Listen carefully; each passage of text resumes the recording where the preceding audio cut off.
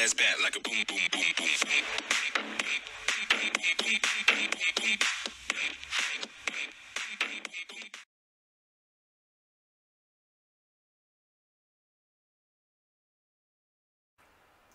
Hi folks, and you're very welcome to the first edition of Drive Through Sports Weekly for the new year of 2021. But before we get into that, you can see that my dearly beloved is actually teaching me how to play cards here. Now, as I'm sure most of you will know, I'm never behind the door when it comes to having a gamble on horse racing or GA or indeed any sport, but cards now is a different venture altogether. But I'll tell you how it came about. At this point in time, we have no internet coverage in the office, so the article I was just in the middle of writing, which I'm not going to mention at the minute because it could be quite a big and special one. When the internet went down, I decided I would take the opportunity to give the writing a break because I've been writing all morning, and herself decided she would take the opportunity to show me how to play a game of cards. Now, I should point out that at this moment in time I am jumping into shark-infested waters because this woman is nearly a professional card sharp at this stage, so I'm very much jumping in at the deep end, but sure, look, we'll give it a go, and hopefully the internet will be back sooner rather than later. I had intended, I know when I did the last episode of Drive Through Sports Weekly, I had intended doing another one over the Christmas, but due to circumstances outside of my control, things were a little bit muddled up and mixed up here at home. The boss man of the operation is actually in hospital at the moment, and owing to that, the rest of us here were a little bit out of kilter for a while, but thanks be to God, I think we've turned the corner, and I hope we've turned the corner. So I never did get to do the second show over the Christmas period, but I would hope and expect that some of you will no doubt have seen that I was very busy writing over the Christmas, and tried to keep the fresh content coming as much as I could, but as I say, in the last 4 or 5 days or week at this stage, things have been a little bit, I won't go so far as to say in turmoil, but been a little bit mixed up on that front, so I'm actually not sure where to start as such, because it being the first episode of the new year, and as I only said to somebody yesterday evening, normally at this time of the year we would be head first into the O'Byrne Cup and observing and running the rule over what new players Meath and indeed every other county had in trying out for the pre-season competition before the league started. But as we know, due to the ongoing scourge of COVID-19, the pre-season competitions were scrapped, and as of now, off the top of my head, I can't actually see when the National Leagues are going to start, but you know, it could be very easy to fall into a trap, and I don't mind admitting that I did fall into a little bit of a trap for a few days of wallowing in the fact that there was no live GAA action or indeed horse racing. I only said to somebody the other day it was the first New Year's Day in 20 years, I think, that I wasn't in Fairyhouse. So, you know, it's been hard to find bits and pieces to keep the show on the road, but I suppose first of all, and I know I've written a piece on the site already, but I always think there's something a little bit special about doing something in person, as it were, just to pay tribute again to Sean Tobin and Graham Riley, both of whom announced their respective retirements from the inter-county scene over the last week. I first came across Graham Riley in 2006 when very good Meath minor team managed by Dudley Farrell, Sean Barry and Sean Kelly won the Leinster Championship before being beaten by Roscommon in an All-Ireland semi-final. Now, very quickly after that, he graduated straight into the senior setup, more or less, and he was, of course, one of the key figures when Meath, now rather infamously, won the Leinster Championship in 2010 again Louth. And you know, when that team sort of broke up, when the likes of Nigel Crawford and Anthony Moyles, Kevin Riley, Keevan King, some of them older lads that had been around for a while, when they departed the scene, Graham Riley very quickly became one of the leaders within the Meath setup. And as I said to somebody last night, he actually was unfortunate that he you know, he happened to be, and before I go any further, it has to be said that he was far from the only one disappointed, but he soldiered with me at a time when things were fairly barren for the county, but yet he always seemed to stand out as a lad with that something a bit special about him, which you know, the late Paddy McIntyre, former Dublin and Offaly footballer and hurler, said to me many moons ago that you find your good players when you're getting beat. And you know, when times were barren and things were tough, to be a Meath player, never mind supporter, Graham Riley could always be counted upon to have that little bit of a spark that could make something special happen on a given day. And you know, you don't really sort of miss these fellas until they're gone. So there will be a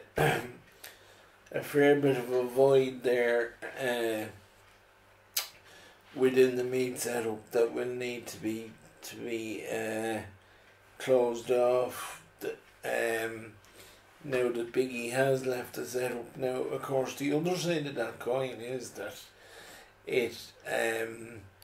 presents itself as an opportunity for somebody to put their hand up and say, well look, I'm here, I'm available, pick me, more or less. So you know, as they say, the man above the control tower never shuts one door but he opens another one. So it'll be interesting to see how that plays out. Graham Riley is a fella, I think, with more to offer further down the line, and I know there are stories to the effect that he will be involved in what looks a very exciting Meath under 20 management setup. So it'll be interesting to see how that certainly plays out in the coming weeks and months. And another man who I would hope to see getting involved in county team management or coaching or whatever you want to call it, further down the line, would be Sean Tobin. I think Sean Tobin was one of the, and every team has them, he was one of the unsung heroes of Meath football in more recent years, because firstly, you know, every fella wants to play county, and if you're in a county setup, every fella wants to start, but at the end of the day there's only 15 fellas can start. And of course it's the same at club level or anything, but it then depends on what your attitude is to being on the subs. Are you going to be positive about it and say, well right, I can come in here and make a difference, or are you going to go the other way and take the hump about it? Now, Sean Tobin absolutely fit into the former category rather than the latter there, because, and I mean this in the best way possible, he was, in my opinion anyway, at his most effective when coming off the bench, and made some really valuable contributions during his 7 years with the county senior setup. Now, regardless of anything that happened on the field, to me, Sean Tobin just represents a very special person in that, you know, his father, Paddy, passed away when he was a very young lad, and you know, from that I know Sean did an extensive amount of fundraising for the Irish Cancer Society, and of course more recently his sister Ina was tragically killed in a car accident, but even around that time and since that time he has shown great mental strength, and I'm sure been an inspiration to those around him in the way that he has kept going and, you know, played on, and you know that I think this is stating the blindingly obvious to say that that can't have been easy to do, but it was absolutely inspirational to me anyway, and I'm sure if it was to me, it would be to plenty of others as well, that he was able to do it, and even up to and including when the lockdown situations started in March. I remember he posted video clips of him having a kick around with his two young nephews, and invited younger Meath Gaels to submit their own videos and photos and that of them showing off their skills. So you know,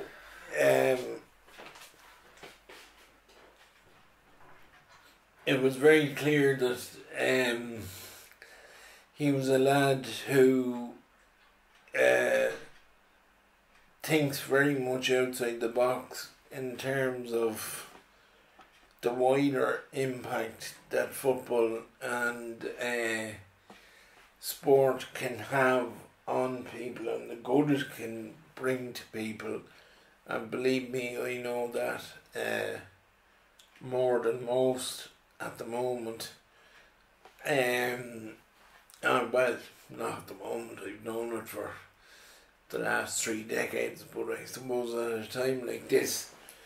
maybe when you can't really get at it, it really hammers at home how important sport can be to people's lives. And on that point, I noticed in the last couple of lines of Sean's statement, where he announced his retirement last week, he said that he was always available and willing to help out anybody or in any way that he could, and it's certainly something which I would encourage those in a position to do so to take him up on that offer, because you know, as I said in another piece I was writing there not so long ago, leaders can't be made. They identify themselves, and you know, I think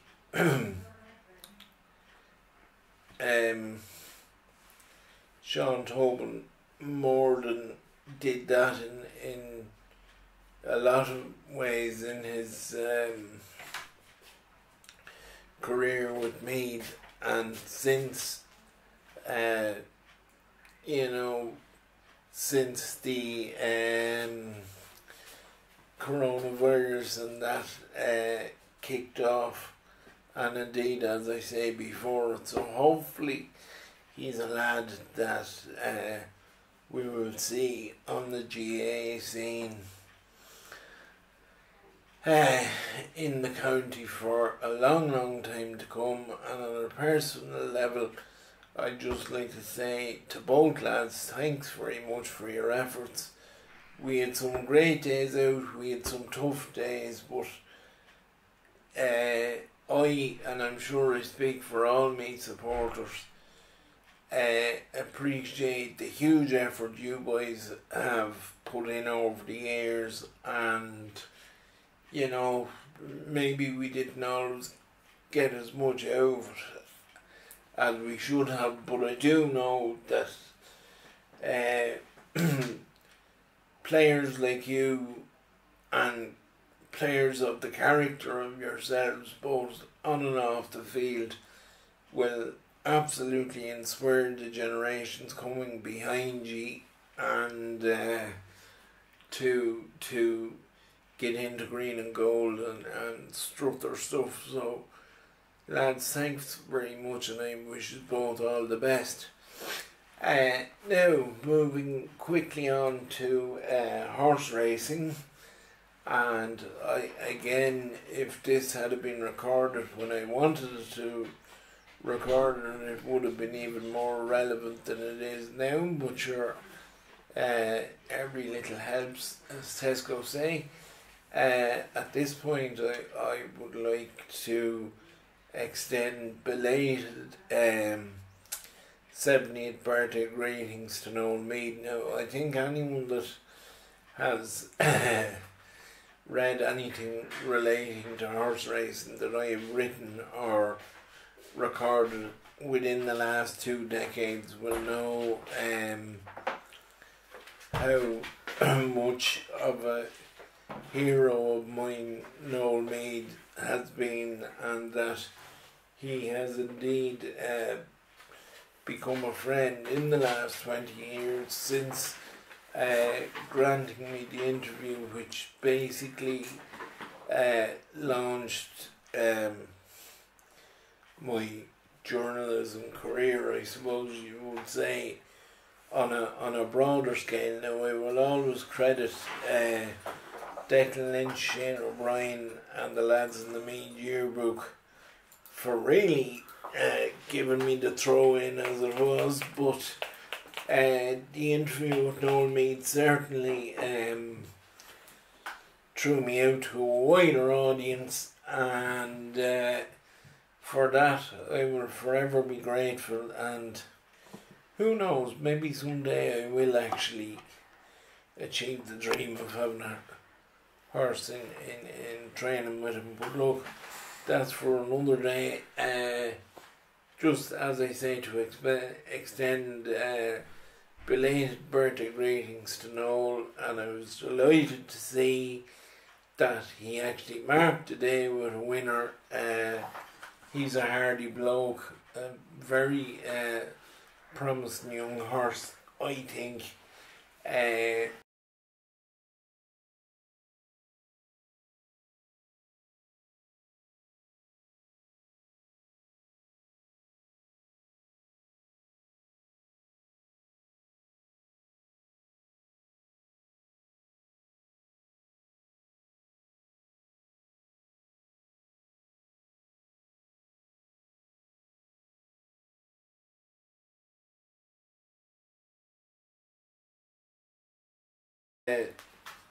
He's a hardy bloke, looks a very promising young horse who, of course, carries the colours of the mighty mare Quavega. Now, I am not for a millisecond suggestion that he'll be anything along those lines, but I do think that it's a great endorsement of Noel, and a very deserved one, to see the people behind Quavega. I know Sean Dean, a Leitrim man, is one of the main men behind it, and behind the Hammer and Trowel Syndicate, as they're known. But I just think it's great to see the like of them lads coming into Noel's yard and offering them their business, because I think in the last maybe year and a half, 2 years, the great man from Tuva has enjoyed a wonderful renaissance in his training career, and please God, he will have long and many a day at it yet. Now, like a lot more trainers, he will undoubtedly be impacted if, as seems to be the general yap, that Gigginstown are about to pull out of National Hunt racing in the forthcoming future. Now, I'm still not entirely convinced that that is going to happen, and indeed my sources tell me that it may be just a case of a change of direction rather than a wholesale pullout, but you would hope that if a total withdrawal is the situation, that the like of Noel would be able to source new owners and that, and be able to retain the deservedly prominent position he currently holds and has done for a long time within Irish national hunt racing.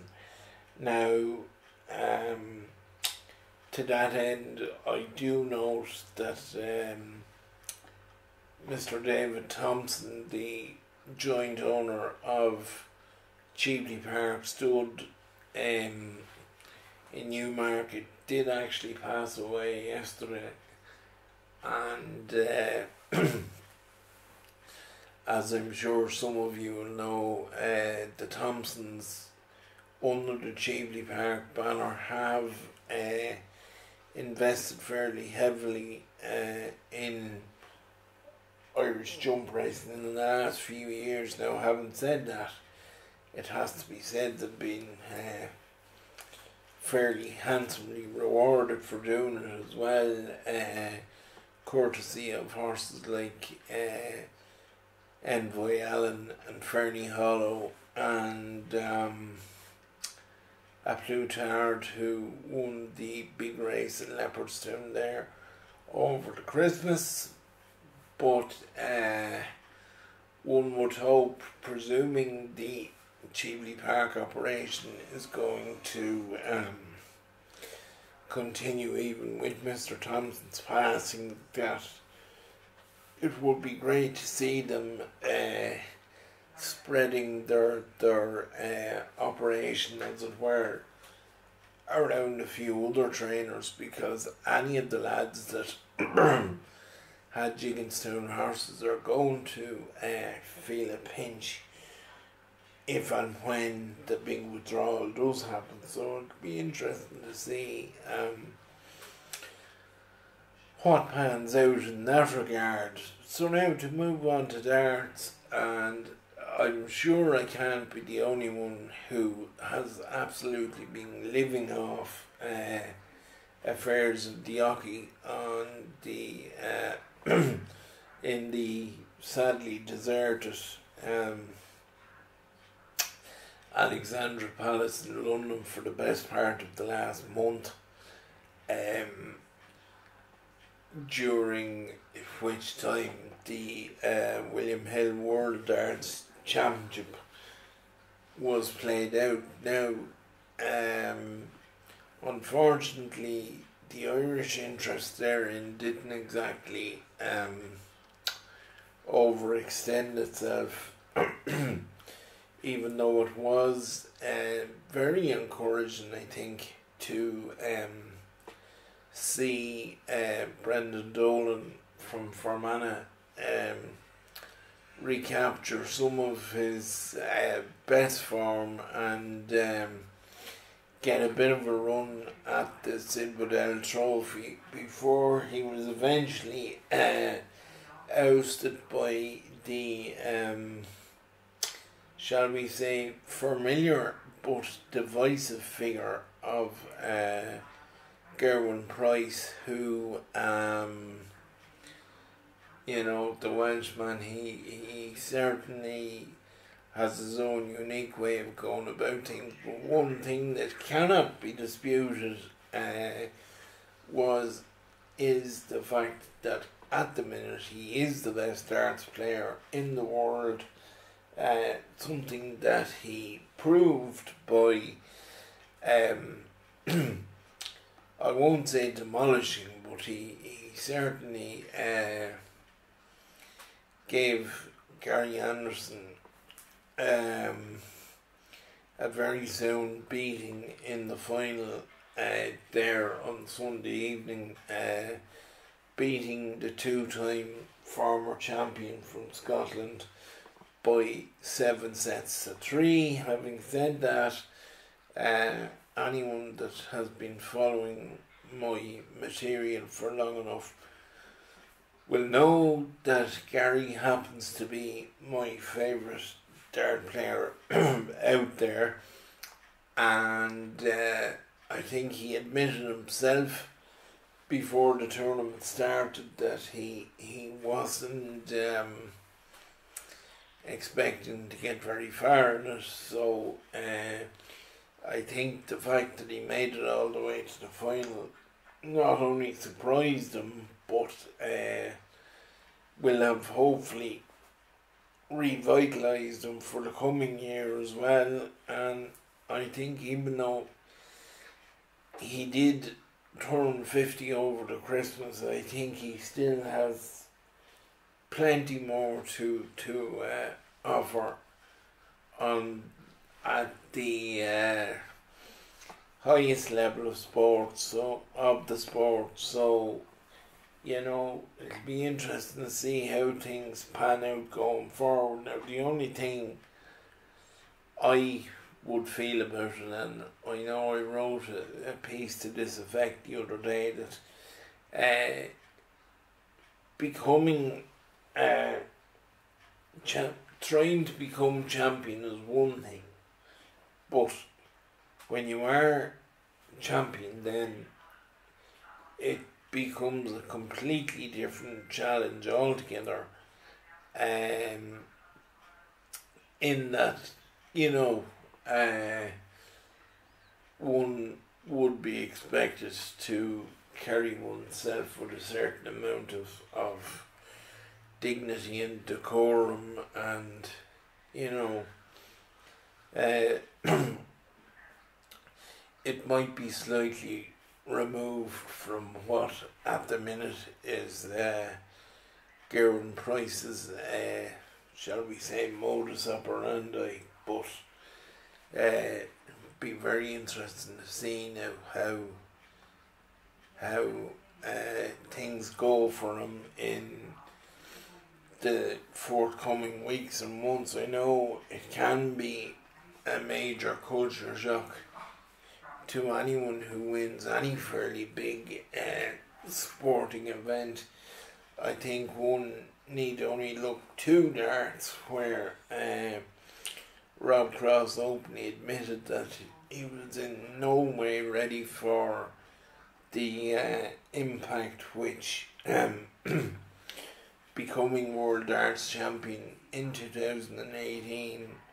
was going to have and did have on his life. And to be brutally honest, and this is shocking, disappointing, he hasn't been a shade of the same player since, but I've no doubt he has all the darting ability in the world to get back to those levels, and you would hope that he would be able to find his way back to somewhere near the higher echelons of the sport, where he absolutely deserves to be sooner rather than later. Let me see, what else have I suppose I'd have to give a little mention to the Premiership as well, and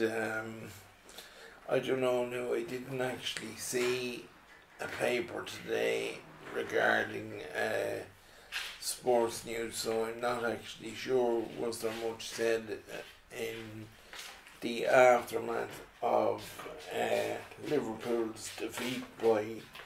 Southampton last night, but I would just be very interested to see the reaction, because no doubt there will be a bit of a knee-jerk follow on from it. After all, it was easy to do with these things, because you know, they're while Liverpool may have lost their veneer of infallibility, you know, I would still think and expect that there will be the team to beat come the end of the Premiership season, but the bizarre thing about that is that if Manchester United win their next league game, they will actually be sitting on top of the league. Now that would actually seem to be utterly bizarre when one thinks the amount of stick that Ole Gunnar Solskjaer has shipped as United manager. Some of it well deserved, may I say, but if the man gets the team back to the top of the league, even if it is only a brief sojourn there, surely it's indication enough that he's doing something right, and it should shut the critics up for a while and at least offer him a bit of job security, purely because if they're up anywhere near the top of the table, never mind actually being on top of the table, it surely must mean he's doing something right and things are going in the right direction. But look, that's all ahead of us and we'll see how it all plays out. I leave you there for now, folks, and sure, we will catch up in this YouTube space soon again. As I always say, please like and rate and subscribe to the YouTube channel. Keep an eye on www.boylantalksport.com and keep an eye out on Instagram, Facebook and Twitter. We're on them all. We try to keep them all busy, and I will talk to you all soon, please God.